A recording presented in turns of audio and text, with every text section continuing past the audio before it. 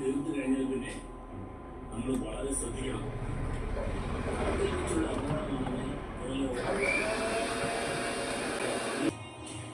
ആദ്യം ആ തള്ള എന്ത് ചെയ്യണമെന്ന് നോക്കണം. അനുകൂല സാഹചര്യമാണെങ്കിൽ അവിടെ കഥ കഴിക്കണം.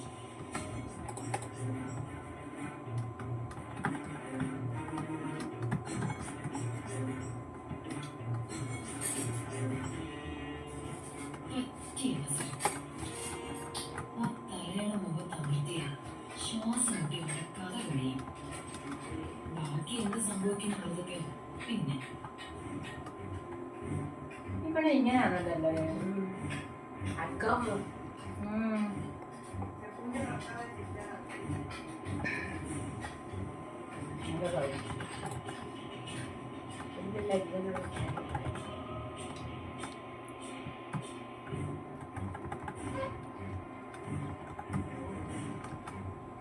അവനവിടെ പോയി.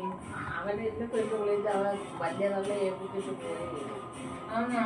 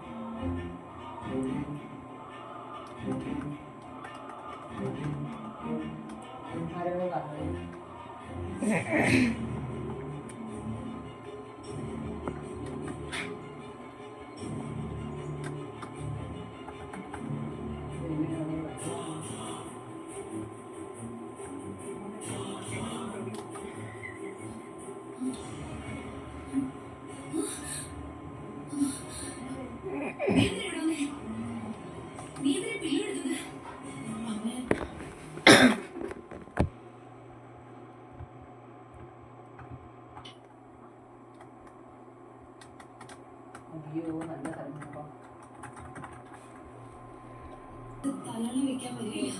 നിന്നെ വിശ്വസിക്കാൻ പോയില്ല. സത്യം പറ, എന്തിനു നീ എന്നെ കല്യാണം എടുത്തേ? ഈശ്വര, എന്റെ അമ്മയ്ക്ക് എന്നെ എത്ര വിശ്വാസമില്ലാതായി പോയല്ലോ. ഇല്ല, നിന്നെ വിശ്വസിക്കാൻ പോയില്ല. വിശ്വസിക്കില്ല. നീ എന്റെ പൂജ പോലെ ചതിച്ചു. നീ പോ, എന്റെ പോയത് പോ. പറഞ്ഞേ, ഇവിടെ നിൽക്കണ്ടെന്ന് പറഞ്ഞില്ലേ? ഓക്കെ മാം, ഞാനമ്മേ കംഫർട്ടബിൾ ആക്കാൻ വേണ്ടി വീഡിയോ എടുക്കോ. കുടിച്ചില്ലേ? കുടിച്ചു. മതിയോ? ഉണ്ട്.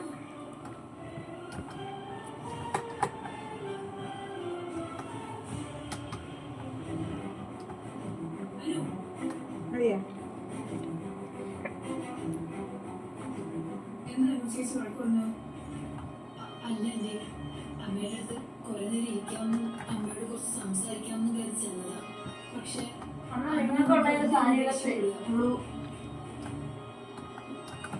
സ്വന്തം അമ്മയെ അന്യം പോലെ കാണേണ്ട വിധിയാ എനിക്ക് വന്നിരിക്കുന്നത്. അതെ, ഞാനൊരു കാര്യം പറയട്ടെ. എന്താ നീ, ഞാൻ നിന്നോട് പലപ്പോഴും പറഞ്ഞിട്ടുണ്ട്, അന്യമ ചേച്ചിയെ വേദനിപ്പിക്കുന്ന ഒരു കാര്യത്തിലും ഞാൻ കൂട്ടു നിൽക്കില്ലെന്നോ. എന്റെ അമ്മയ്ക്ക് വേദന ഉണ്ടാക്കുന്ന ഒരു കാര്യത്തിലും ഞാനും കൂടി നിൽക്കില്ല. എന്റെ അനു, ഞാൻ പറഞ്ഞു തീർത്തില്ല. എനിക്ക് ആ പൂജയോട് ചെറിയൊരു ബഹുമാനം വന്നത് എന്തുകൊണ്ടാണെന്ന് അറിയുമോ? അവിടെ ചേച്ചിക്ക് വേണ്ടി നിൽക്കുന്നതുകൊണ്ടാണ്. ആന്റി എന്താ പറഞ്ഞുകൊണ്ട് വരുന്നത്? നീ അന്യമ ചേച്ചിയോട് ഒരിക്കലും ഒരു അടുപ്പം കാണിക്കുന്നതായിട്ട് എനിക്ക് തോന്നിയിട്ടില്ല.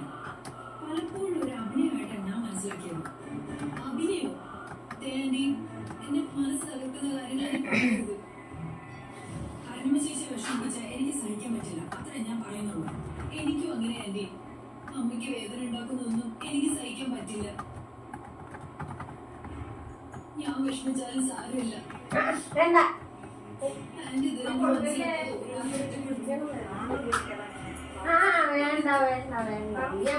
ഈ കുപ്പിയിരുന്ന വെള്ളവും പച്ചപ്പാലും ഒക്കെ എടുത്തൊഴിച്ച് വേണ്ട.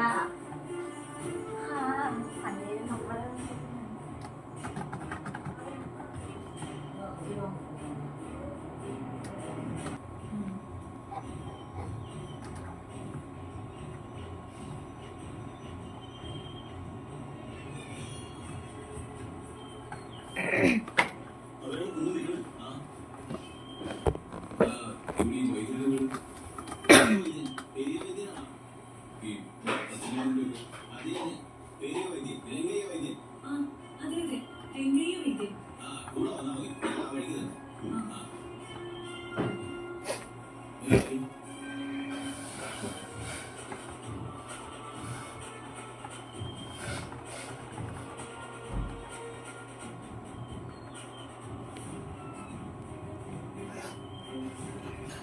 രംഗയ വൈദ്യന്റെ മരുന്ന് കഴിച്ചാ മരിച്ചാണ് തിരിച്ചു വരും.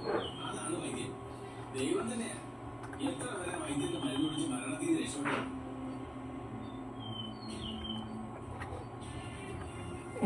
നട്ടലൊടിഞ്ഞ് വന്നവരാണ് എന്റെ ശേഷക്കാരൻ. ഡോക്ടർമാര് കൈവിട്ട കേസാ. അവസാനം വൈദ്യര് വന്ന് കണ്ട് ഒരു മരുന്ന് വെച്ചിരിക്കും. 1 മാസം നട്ടലൊട്ടി പിടിച്ചു. ഇപ്പൊ പയർ പോലെ നടക്കും. രംഗയും വൈദ്യര്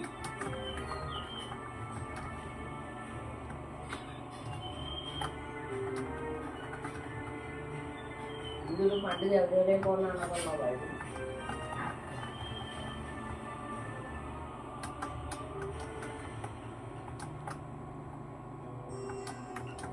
അമ്മ എങ്ങോട്ട് മാറമ്മേ, ഞാനുണ്ടാക്കാം. അമ്മയുടെ കൈ വേദനിക്കും. എത്ര നേരം ഇത് തുടങ്ങിയിട്ട്? അതെ, അമ്മ മാറും. ഇനിയും കുറെ നേരത്തെ അധ്വാനമുണ്ട്. അമ്മയെക്കൊണ്ട് ഇതൊക്കെ നല്ല ബുദ്ധിമുട്ടായിരിക്കും അമ്മ. അമ്മ ഇങ്ങോട്ട് തന്നെ ഉണ്ടാക്കാം.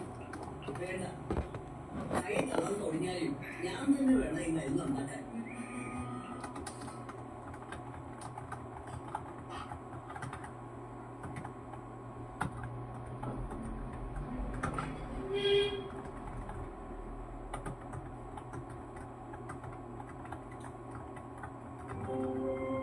ഈ ജീവിതം ഗഡുക്കളാൽ നിർമ്മിതമാണ്. പിന്നെ ഈ ഗഡുക്കൾ മറ്റൊന്നുമല്ല, നിക്ഷേപം തന്നെയാണ്. നാം എല്ലാവരും ചെയ്യുന്നത് പ്രിയപ്പെട്ടവരുടെ ഭാവിയെ മികവുറ്റതാക്കാൻ. ജീവിതത്തിന് വേണ്ടി എന്തുകൊണ്ട് SIP ആയിക്കൂടാ? ജീവിതത്തിന് വേണ്ടി SIP. നിക്ഷേപങ്ങൾ വിപണിയിലെ ലാഭം.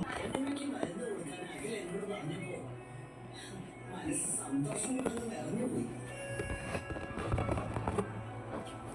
അരുണിമ വന്നത് മുതൽ ഞാൻ കൊതിക്കുകയായിരുന്നു അവളുടെ അടുത്ത് കുറച്ച് സമയം ഇരുന്ന് അവളോട് സംസാരിക്കണമെന്നൊക്കെ.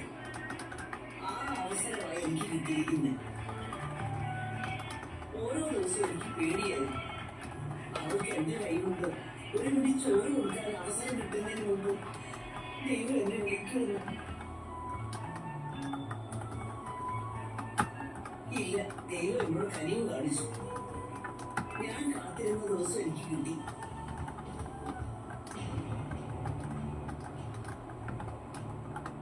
പക്ഷെ മാധു ചേച്ചി, പൂജയല്ലാതെ വേറെ ആരെങ്കിലും മരുന്ന് കൊടുത്താൽ അരുമ ചേച്ചി കഴിക്കുമോ? അരുമ ചേച്ചിയോട് പറഞ്ഞ് മനസ്സിലാക്കി ഒരു നിർബന്ധം പോലെ പറഞ്ഞോണ്ടാ അഖില് കൊടുത്താൽ കഴിക്കണമായത്. പക്ഷെ അമ്മയോ ഞാനോ മാധു ചേച്ചിയെ കൊടുത്താൽ ചേച്ചി കഴിക്കണമെന്നില്ല. കഴിക്കും, ഞാൻ കൊടുത്താൽ കഴിക്കും. ഞാൻ എന്റെ മോളുടെ അടുത്തിരുന്ന് ഈ മരുന്ന് കഴിപ്പിക്കും.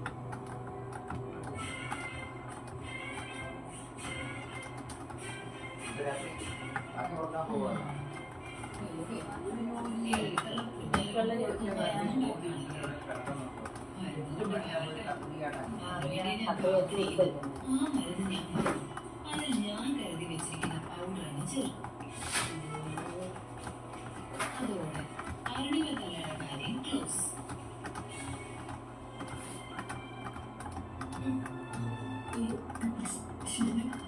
അമ്മ ഇങ്ങോട്ടൊന്ന് മാറ്. അമ്മയുടെ കൈ വേദനിക്കുന്നു. അമ്മ ഞാൻ ഉണ്ടാക്കാം. ഇല്ല മോളെ, ഞാൻ പറഞ്ഞില്ലേ, ഞാൻ തന്നെ മരുന്നുണ്ടാക്കും. ഞാൻ ആലോചിക്കുന്നത് അതല്ല. ഓരോ ദിവസവും 4 നേരമായിരുന്നു പൂജ ഇങ്ങനെ മരുന്നുണ്ടാക്കിയിരുന്നത്. എന്തുമാത്രം തളർന്നിട്ടുണ്ടാവും. കൈയൊക്കെ എത്ര വേദനിച്ചിട്ടുണ്ടാവും. പാവം. ഇന്നമ്മേ, അരുണിമ ചേച്ചിക്ക് വേണ്ടി എത്രയൊക്കെ ചെയ്താലും എന്തൊക്കെ ചെയ്താലും പൂജയ്ക്ക് തളർച്ചോ ക്ഷീണോ ഒന്നും തോന്നേണ്ട. ഭർത്താവും അവസാനിക്കും. അരുണിമയുടെ നമ്മളൊക്കെ ഒരു ഭാഗ്യവാ. പൂജയെ പോലെ ഒരാള് കൂടെ ഉണ്ടായത്.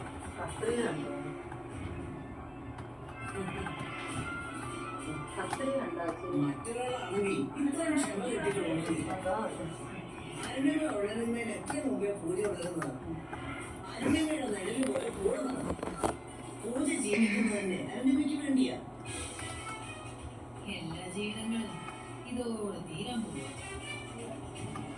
എന്തൊക്കെയായാലും എന്റെ ഉള്ളിൽ ഒരു വിഷമമുണ്ട്. എന്തമ്മേ? എന്റെ ഈ പ്രായത്തിൽ മക്കൾ അമ്മയെ ശുശ്രൂഷിക്കേണ്ടത്. പക്ഷേ ഞാനിപ്പോ എന്റെ മോളെ ശുശ്രൂഷ ശുശ്രൂഷയും കൂടെ ചെയ്യും. എന്തൊക്കെ അമ്മയുടെ കത്രി കണ്ടാ? ഇല്ല. കുറച്ചുകൂടെ ഞാൻ തന്നെ ശരിയാക്കാം. വൈകാതെ എത്ര പേരും അവരെ നിർത്തി മതിയായിരുന്നു.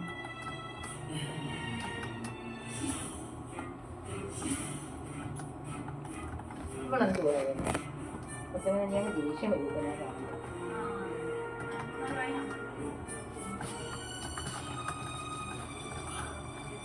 പൂജയില്ല. സൂക്ഷിച്ചിറങ്ങണേ.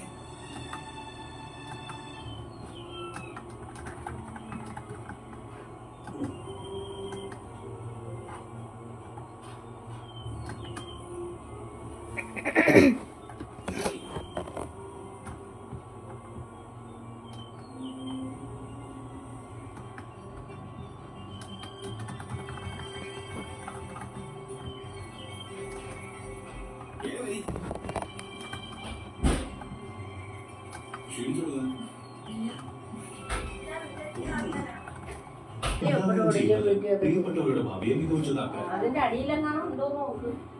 എനിക്ക് അമ്പത് ചെയ്യാൻ നിക്ഷേപങ്ങൾ തന്നെയാണല്ലോ.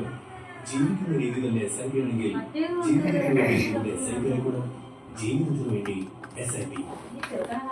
മ്യൂച്വൽ ഫണ്ട് നിക്ഷേപങ്ങൾ വിപണിയിലെ ലാഭനഷ്ട സാധ്യതകൾക്ക് വിധേയമാണ്. നിക്ഷേപിക്കുന്നതിന് മുമ്പ് സ്കീമുമായി ബന്ധപ്പെട്ട എല്ലാ രേഖകളും ശ്രദ്ധിച്ചു വായിക്കുക.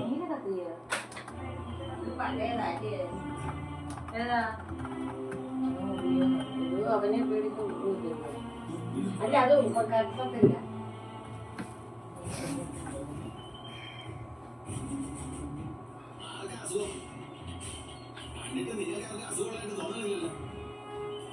എന്റെ അമ്മയ്ക്ക് അസുഖം.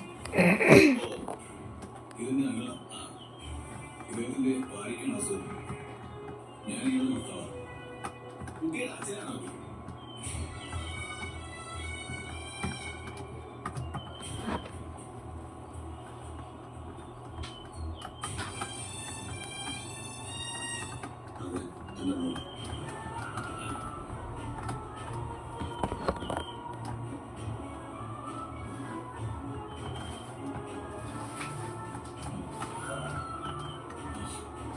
ഇനിയും കൊത്തി നടക്കണോ?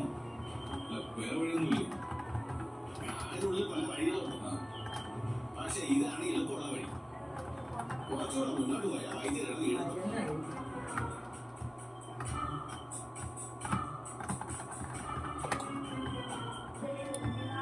ഞാനും നിങ്ങളും മാത്രം വന്നാൽ മതിയായിരുന്നു. ഇത്ര ബുദ്ധിമുട്ടാണെങ്കിൽ പോലും വരണ്ടായിരുന്നു. എനിക്കിതൊന്നും പ്രശ്നമല്ല ചേട്ടാ. അമ്മയ്ക്ക് വേണ്ടിയല്ലേ. അല്പം ബുദ്ധിമുട്ടിയാൽ സാരില്ല. മക്കളായാൽ ഇങ്ങനെ വേണം. അമ്മയ്ക്ക് വേണ്ടി എന്ത് കഷ്ടതയും സഹിക്കണം മക്കള്. ഇക്കാലത്ത് കുറവാ. നീ അമ്മയോട് കാര്യങ്ങളൊക്കെ പറയണം കേട്ടോ. മോൾ ഇത്രയും സാഹസപ്പെട്ടാണ് അമ്മയ്ക്ക് മരുന്ന് തേടി പോയത്. ഇത് മാത്രമല്ലല്ലോ, അതിൽ കഷ്ടപ്പെടുന്നില്ല.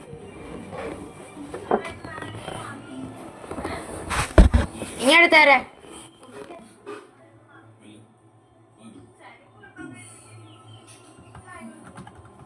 ഞാൻ എടുത്തേരാടാ ചേച്ചി. നമ്മളെ സ്നേഹിക്കുന്നവർക്ക് വേണ്ടി അല്പം ബുദ്ധിമുട്ടുമുണ്ട്. ഒരു കുഴപ്പമില്ല ചേ. ഇതൊക്കെ എനിക്ക് സന്തോഷം തരുന്ന കാര്യങ്ങളാണ്. മറ്റുള്ളവരുടെ ബുദ്ധിമുട്ടുകൾ സഹായിക്കുന്നത് പാലമേഖലത്തിന്റെ പിന്നോക്കങ്ങൾക്ക് വളരെ കുറവാണ്.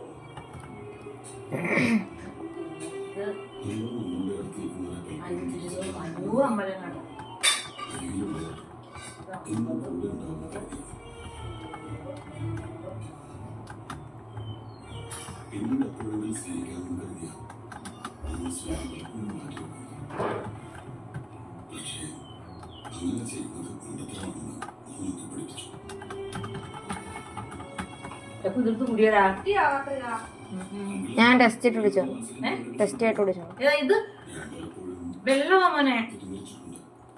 അവിടെ ചേരാ അവിടെ ചേരാ അവിടെ ചേരാ. വീഡിയോ എടുക്കുന്നുണ്ടോ?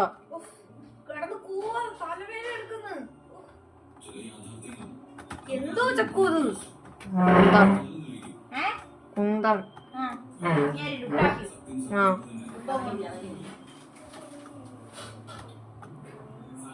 ഇങ്ങനെ പോയാൽ രാത്രിയാ. അതാ കഥയും പറഞ്ഞാണ് എവിടെയും പോണം.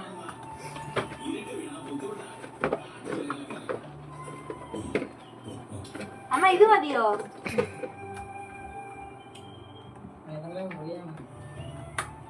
കണ്ണാടിയോടെ എടുത്തോ കിടക്കാം പാച്ചി.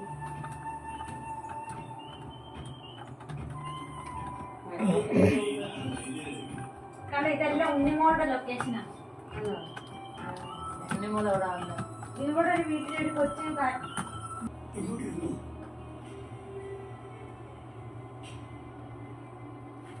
ഇതില് ഞങ്ങള് സൂര്യപ്രഭയില് സ്വാമിജി വന്നിട്ടുണ്ട്. മനസ്സിലായി. ഇതെന്നെ അടുപ്പിൽ നന്ദഗോപൻ അസുഖത്തിന്റെ വിവരങ്ങളും ഇതുവരെ സ്വാമി ചെയ്തിരുന്ന ചികിത്സയുടെ വിവരങ്ങളും ഇതിലുണ്ട്. ഇത് ഇവിടെ ഏൽപ്പിച്ചതെന്ന് തോന്നുന്നു.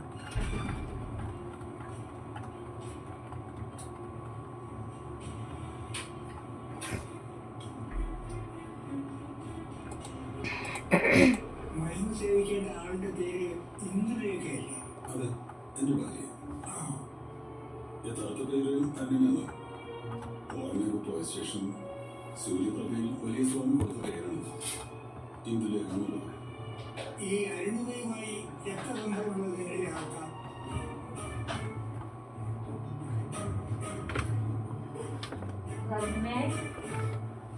മറ്റൊന്നുമല്ല, അപൂർവമായ ഒരു പച്ചമരുന്ന് അന്വേഷിക്കാൻ നിങ്ങൾ എത്തിയിരിക്കുന്നു. ഈ ചെടിയെ നമ്മൾ കണ്ടെത്തി ശേഖരിച്ചിട്ടുണ്ട്. അപൂർവം മാത്രമല്ല, ഒരു അത്ഭുത ചെടിയാണ് ഈ പച്ചിലച്ചെടി. മരുന്ന് കഴിക്കേണ്ട ആളുടെ രക്തബന്ധമുള്ള കണ്ണിലായിരിക്കും ഇത് പെട്ടെന്ന് വീഴുക.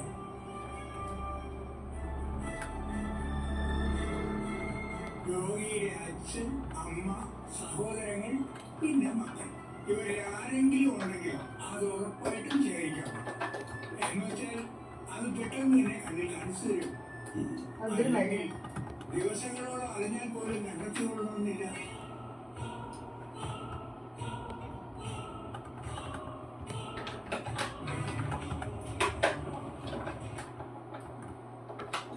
എന്തൊരു മരുന്നടേ.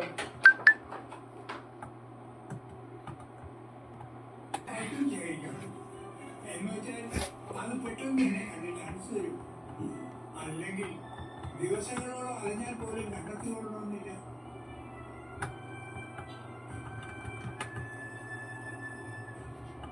വനദൈവങ്ങളുടെ ഒരു വരദാനമാണ് ഈ പച്ചിലം. രക്തമെന്ന് പറയുമ്പോൾ ഞാൻ ഈ ആന്റിയുടെ സഹോദരനുമാണ്. പക്ഷേ മാതാപിതാക്കളോ മക്കളോ ആണെങ്കിൽ ഈ ചെടി പെട്ടെന്ന് കടിക്കും.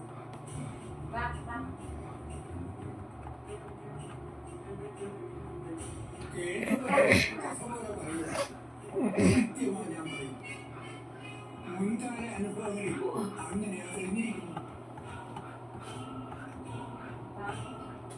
ആർക്ക് വേണ്ടിയാണോ നിങ്ങൾ ഈ മരുന്ന് അന്വേഷിച്ചു വന്നിരിക്കുന്നത്, ആ ആളുമായി രക്തബന്ധം കൊണ്ട് ഏറ്റവും അടുത്ത് നിൽക്കുന്ന ആളിന്റെ കടയിലായിരിക്കും ഈ മരുന്ന് ചെടി ആദ്യം കാണാൻ പോകുന്നത്. നിങ്ങൾക്ക് ചിലപ്പോൾ അത്ഭുതമായി തോന്നും, പക്ഷേ ഞങ്ങളുടെ ഒരു വിശ്വാസമായതോട്ടെ.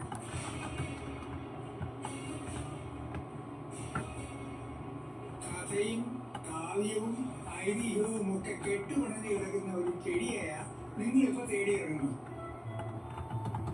നീലക്കൊടുവേരി പോലെ അപൂർവങ്ങളിൽ അത്യപൂർവമായ ചെടിയാണ്.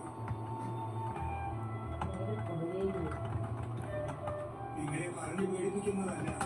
ഈ മരുന്ന് കയ്യിൽ കിട്ടുന്നതിന് മുമ്പ് ഒരുപാട് പരീക്ഷണങ്ങൾ നടന്നേക്കാം. ഈ മരുന്ന് അന്വേഷിച്ചു പോയവർക്ക് മരുന്ന് സംഭവിച്ച ചരിത്രമുണ്ട്.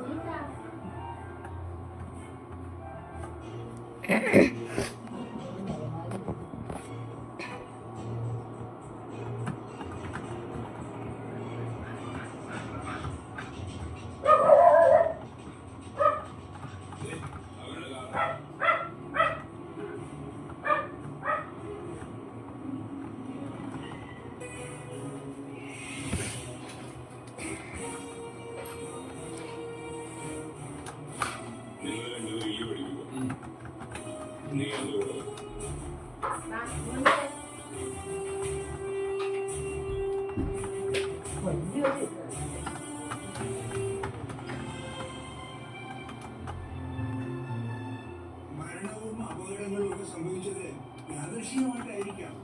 പക്ഷേ നിങ്ങൾ അറിഞ്ഞിരിക്കാൻ വേണ്ടി ഞാൻ പറഞ്ഞതാണ്. നന്മയുള്ളവരെ കാടി ചതിക്കില്ല. അല്പം ക്ഷമ വേണമെന്ന് മാത്രം. ദൈവത്തോടുള്ള വിശ്വാസമാണ് ക്ഷമയോടെയുള്ള പ്രവർത്തനം. വൈദ്യുതി പറഞ്ഞത് മനസ്സിലായി. നിങ്ങൾ അധികം ശ്രദ്ധയോടെയാണെന്ന് തോന്നുന്നു. അല്ല, ഈ ചെടി എങ്ങനെ ഇരിക്കുമെന്ന് ഞങ്ങൾക്ക് കണ്ടാൽ മനസ്സിലാവില്ലേ?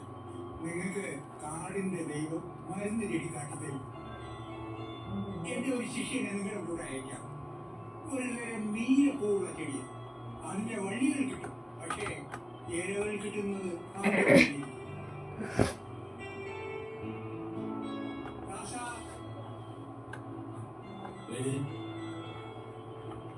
ഈ ചെടി കണ്ണിൽപ്പെട്ടാൽ ദാസനോട് പറയുക. അന്വേഷിക്കുന്ന മരുന്നാണോ അല്ലെന്ന് ദാസൻ പറയും. സൂക്ഷിച്ചു പോവുക.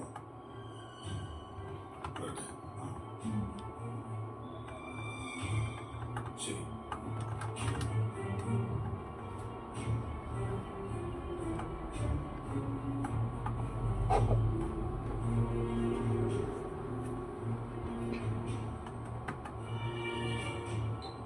ഒരു മണിക്കൂറോളം സമയമെടുത്തു.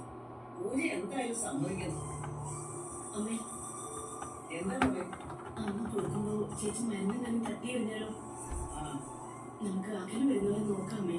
അല്ലെങ്കിൽ ഞാൻ അധികം ഒന്ന് വിളിക്കാം. വേണോ? ഞാൻ പറഞ്ഞില്ലേ ഇത് എനിക്കായിട്ടൊരു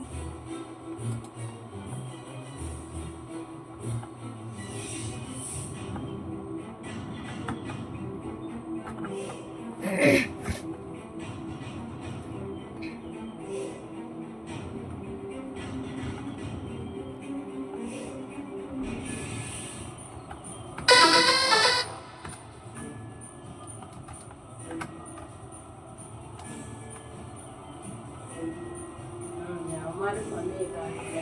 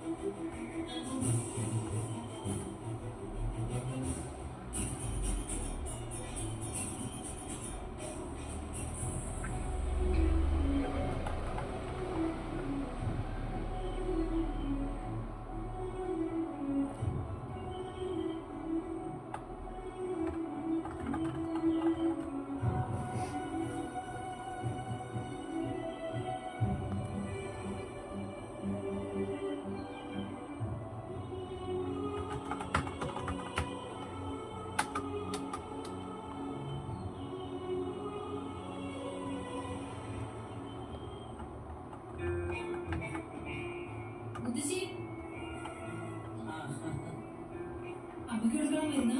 അതെ മോളെ. കൊടുക്കാൻ പറ്റിയില്ല. എന്തായാലും പൂജ എഴുതുന്നു വന്ന് പുതിയ മരുന്ന് കൊടുക്കുന്നതോടെ നമ്മൾ വിചാരിക്കുന്ന രീതിയിൽ കാര്യങ്ങളൊക്കെ മാറുമല്ലോ മോളെ. അപ്പൊ എല്ലാം സുഖമായിട്ട് അവസാനിക്കും. മുത്തശ്ശി, എന്താ മോളെ? എനിക്കറിയാം മുത്തശ്ശി എന്ത് സന്തോഷത്തോടെ അമ്മയ്ക്ക് മരുന്ന് കൊണ്ട് കൊടുക്കാൻ പോകുന്നില്ല. അതെ മോളെ, എന്റെ ഉള്ളിൽ നിറയെ സന്തോഷം.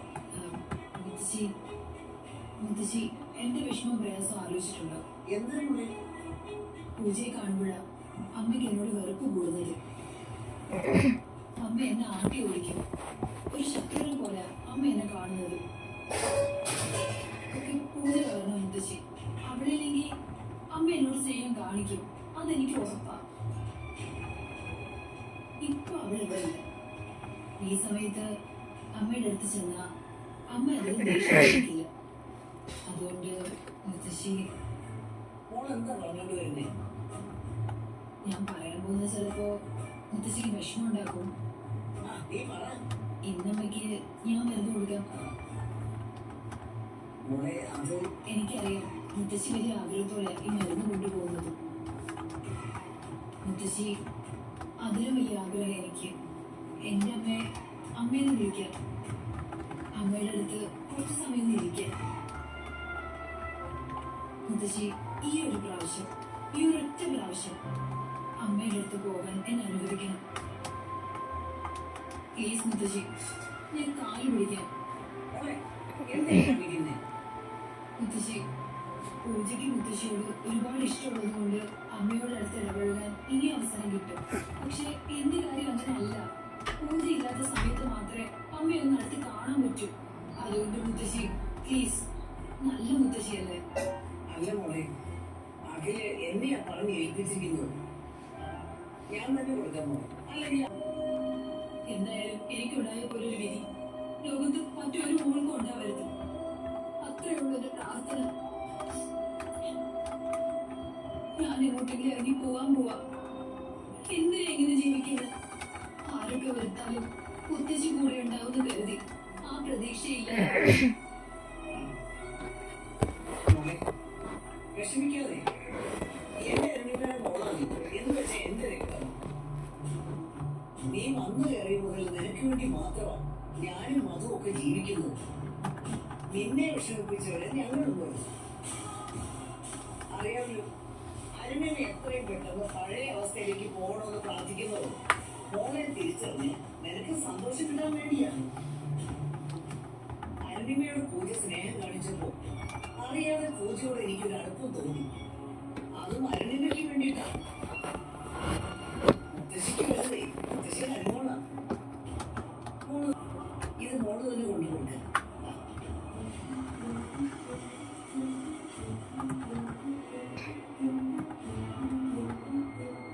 താങ്ക് യു മുത്തശ്ശി, താങ്ക് യു. ഞാൻ മുത്തശ്ശി വിഷമിപ്പിക്കുകയാണെന്ന് അറിയാം. പക്ഷെ എന്റെ മനസ്സുകൂടി മുത്തശ്ശി മനസ്സിലാക്കണം. എനിക്കറിയാം മോളെ, എന്റെ മനസ്സ് പോലെ തന്നെ നിന്റെ മനസ്സും അരുണിമയോടുള്ള സ്നേഹം കൊണ്ട് നിറഞ്ഞു നിൽക്കുകയാണ്. മോള് കൊണ്ടുപോകുക. മുത്തശ്ശി പൂർണ്ണ മനസ്സോടുകൂടി തന്നതാ.